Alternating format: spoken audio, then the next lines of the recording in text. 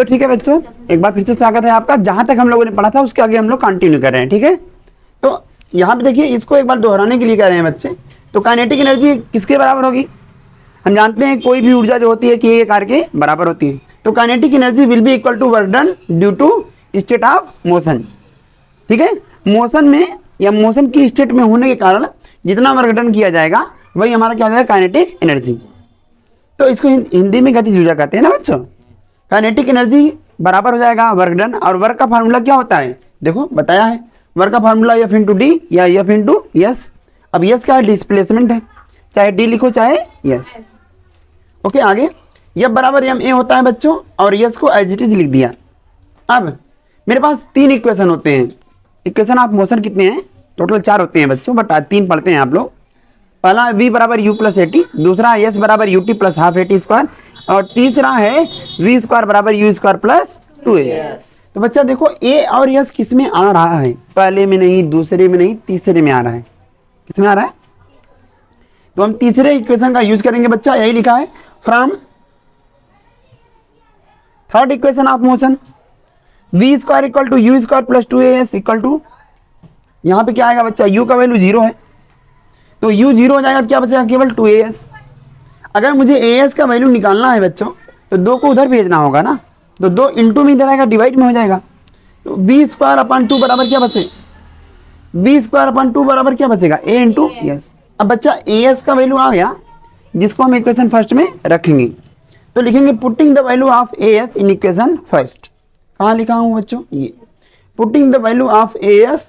बहुत लोग एज पढ़ेंगे, एज पढ़ेंगे, एज नहीं है बच्चों, ए इंटू यस है ना। Putting the value of S in equation first. क्या है बच्चा equation first, kinetic energy equal to M as it is. S के स्थान पे क्या लिखना है बच्चा, we square upon 2।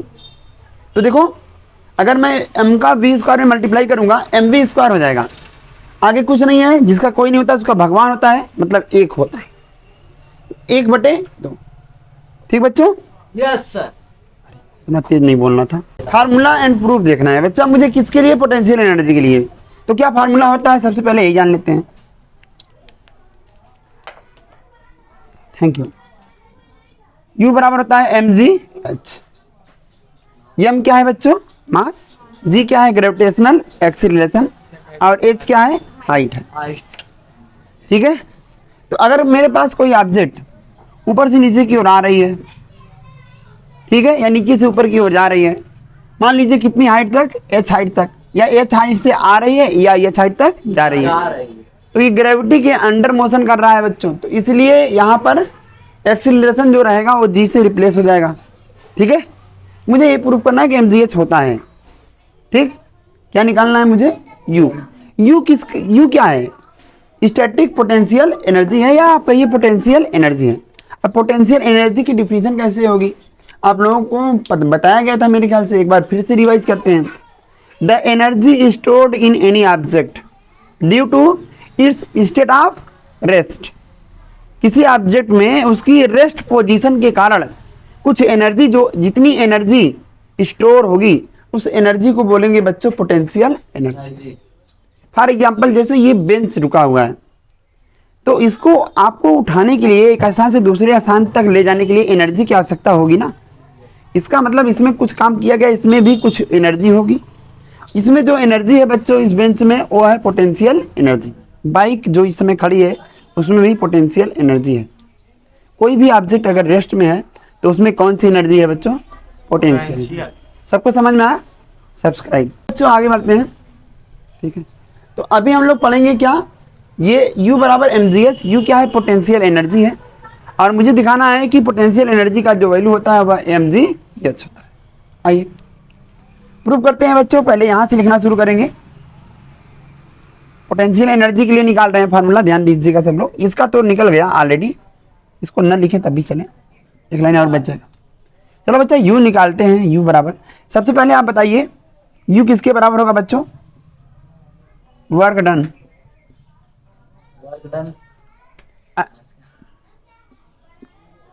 At rest, या आप इसको ऐसे बोलिए energy stored in object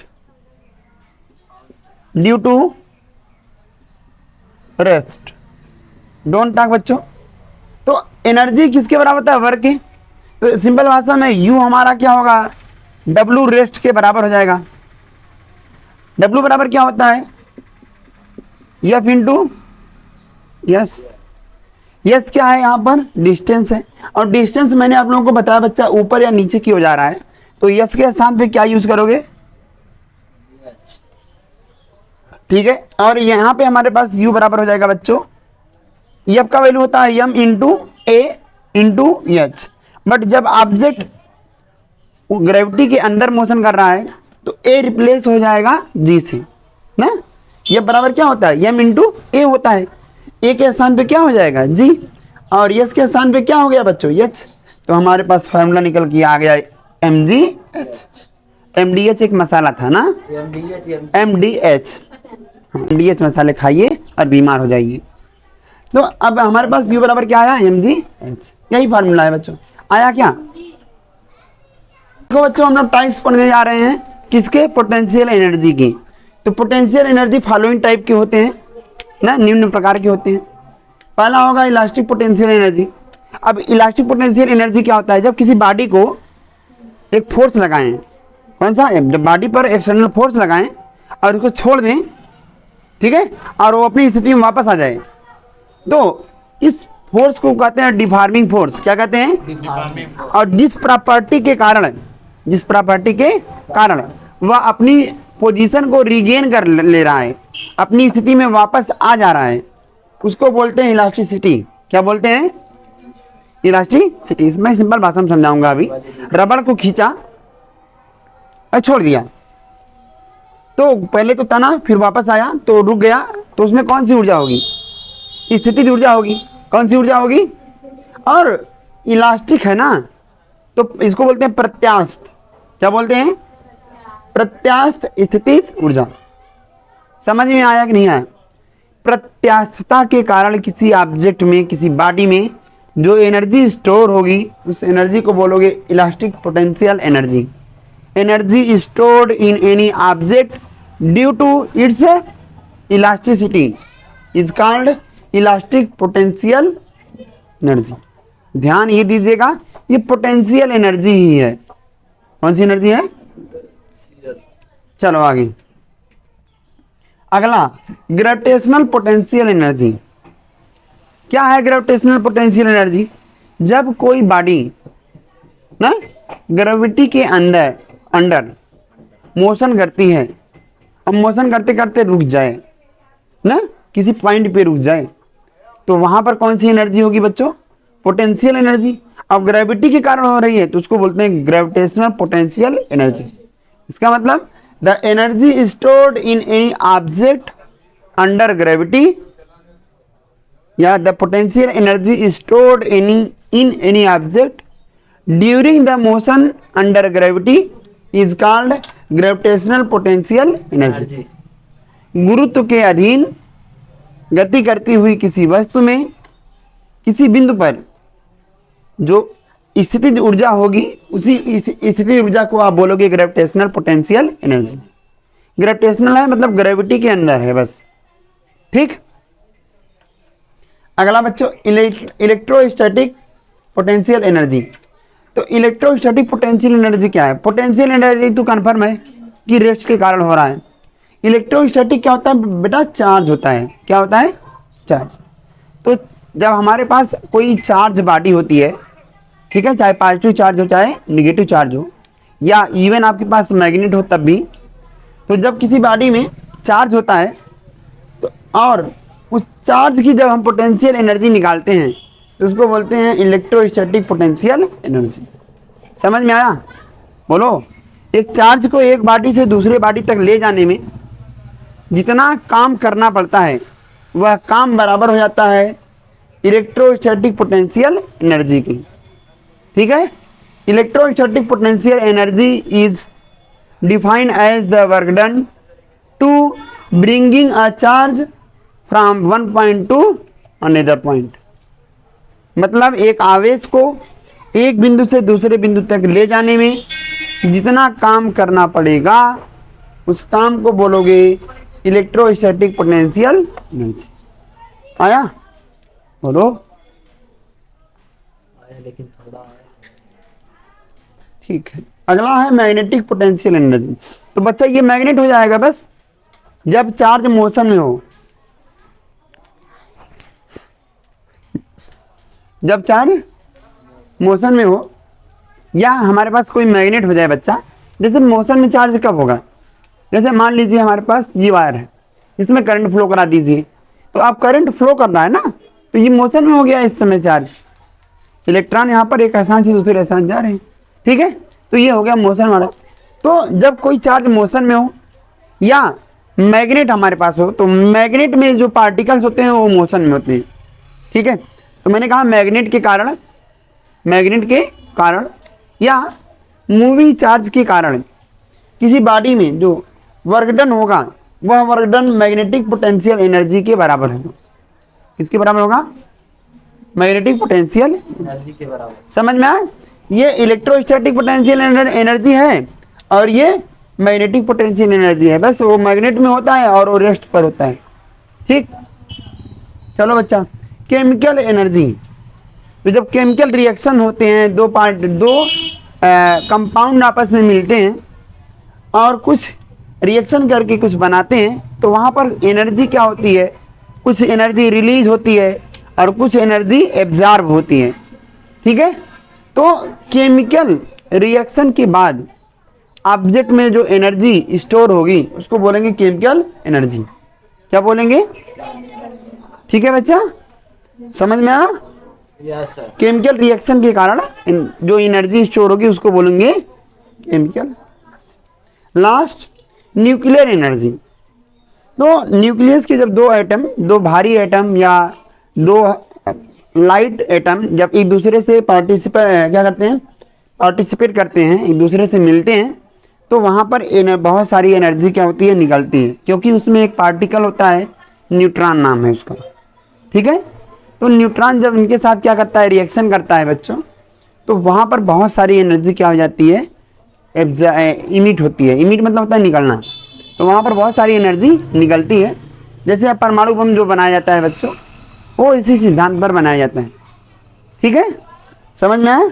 hydrogen bomb हो गया, परमाणु बम हो गया, ये सब इसी पर बनते हैं, ठीक है। न्यूक्लियस के कारण जो एनर्जी स्टोर होती है उसको बोलते हैं न्यूक्लियर। तो ये इसके टाइप्स खत्म हो गए। इसके टाइप जो थे बच्चा खत्म हो गए। एक लास्ट हेडिंग बची है हमारे पास, law of conservation of energy. Law of conservation of,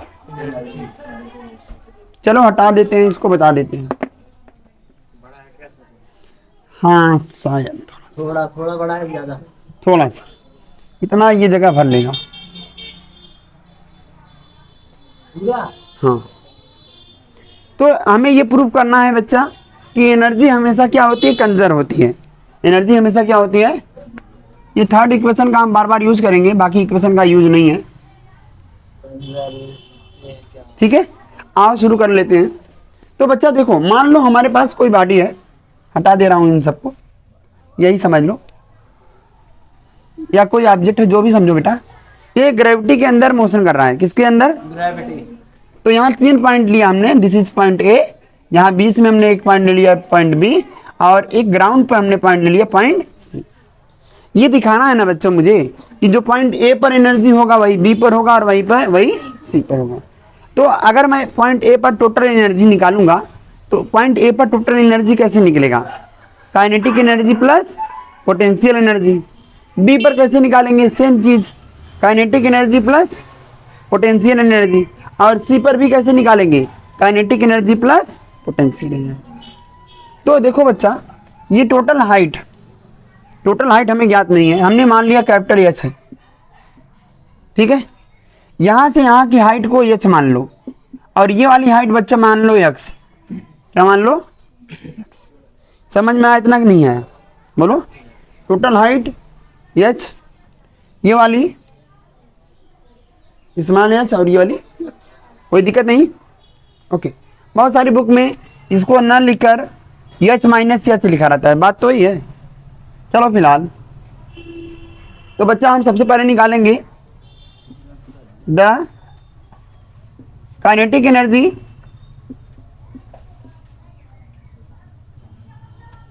eight point A.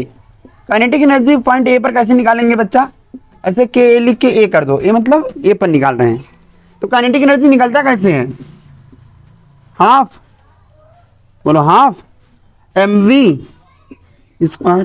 Point A पर निकाल रहे हैं तो बेटा यहाँ ए लिखेंगे। यम मास तो वही रहेगा, चाहे जिस पॉइंट पे ले जाओ, ठीक है। अब सुनो बच्चा, तो ये अगर थर्ड इक्वेशन का यूज करें तो यहाँ पर ए हो जाएगा, यहाँ ए हो जाएगा, यहाँ भी हो जाएगा ए, और यहाँ भी हो जाएगा, ठीक है। एक्सीलरेशन कांस्टेंट मानते हैं, ठीक बच्चा, सब जगह ए हो गया। तो अगर यहाँ से देखो शुरू में पार्टिकल यहाँ से अभी तो रेस्ट पे है ना ए पर, तो u का वैल्यू क्या हो जाएगा? 0। यहाँ लिखना at point A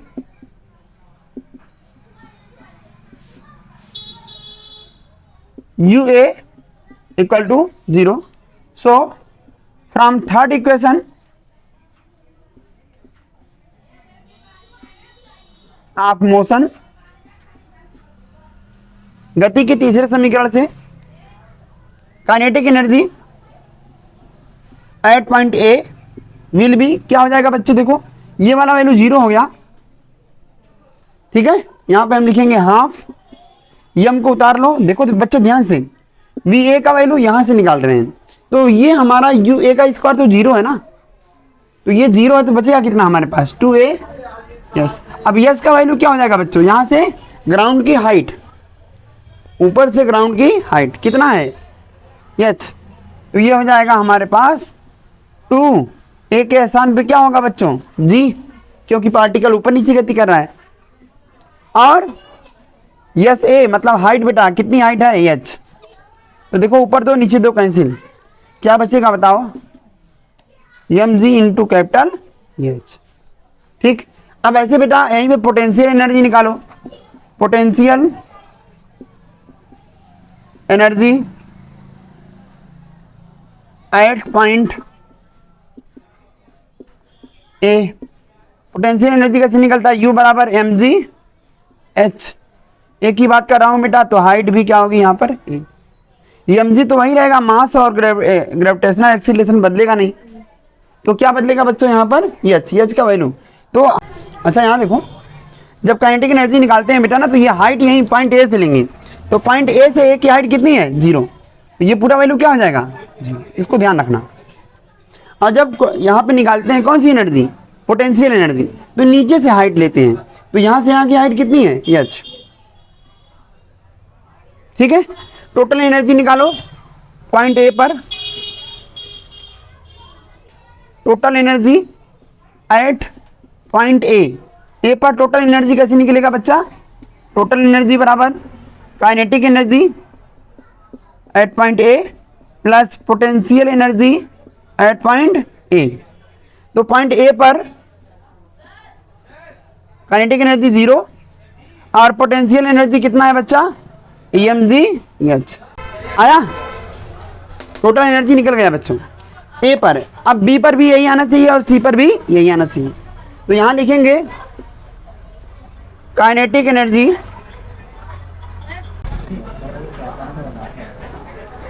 point B पर निकालेंगे बच्चा।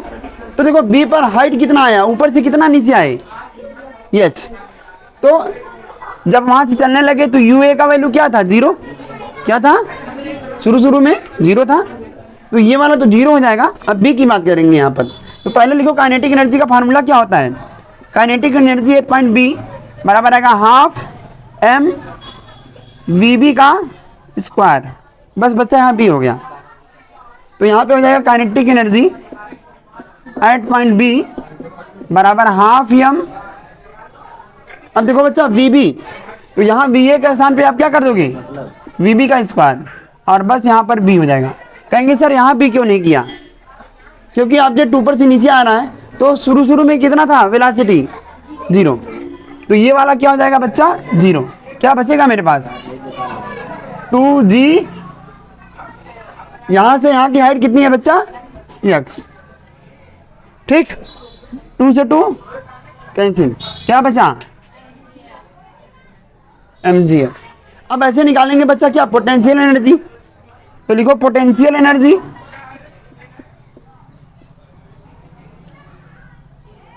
एट पॉइंट बी, U बराबर क्या हो जाएगा, mg h, यहाँ एच बी हो जाएगा। बच्चों mg का वैल्यू बदलेगा नहीं, और एच बी मतलब ग्राउंड से यहाँ तक की हाइट कितनी है, स्मॉल एच।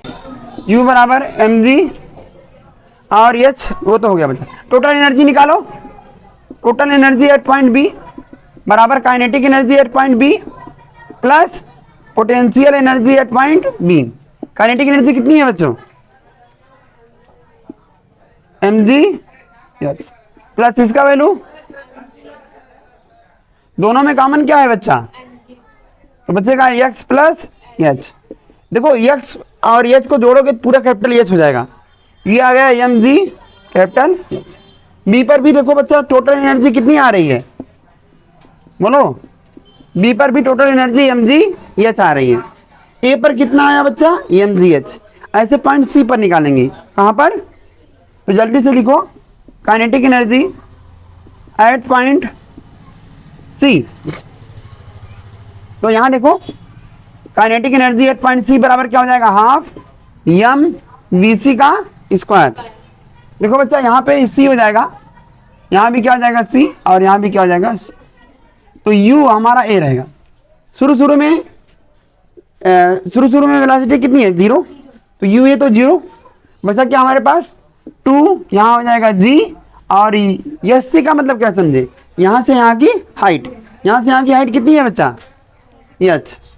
तो ये आएगा हाफ m, इसके आसान पे क्या लिखोगे 2 g, और देखो बच्चा यहाँ से यहाँ की हाइट कितनी है, कैपिटल H, 2 से 2 कैंसिल, क्या बचा। अब बेटा यहाँ पे निकालेंगे पोटेंशियल, ओ रुक जाओ यार, potential energy at point C. तो देखो हाइट कितनी है, यहाँ से सी से ग्राउंड की हाइट कितनी है, 0, तो ये आएगा हमारे पास U C बराबर m g, और ये वाला 0, तो पूरा वैल्यू क्या हो गया बच्चों, 0। टोटल एनर्जी कैसे निकलेगा, kinetic energy at point C plus potential energy at point C. Kinetic energy कितना आया बच्चों, अभी तो निकाला मैंने, और ये वाला 0, तो mgh ही तो आएगा। इस प्रकार आपने देखा टोटल एनर्जी जो पॉइंट ए पर आया है mgh, वही पॉइंट बी पर आया है mgh, और वही पॉइंट सी पर। ठीक है, इस वीडियो में इतना ही। वीडियो अच्छा लगा तो वीडियो को लाइक कीजिए, शेयर कीजिए, और चैनल को सब्सक्राइब कीजिए।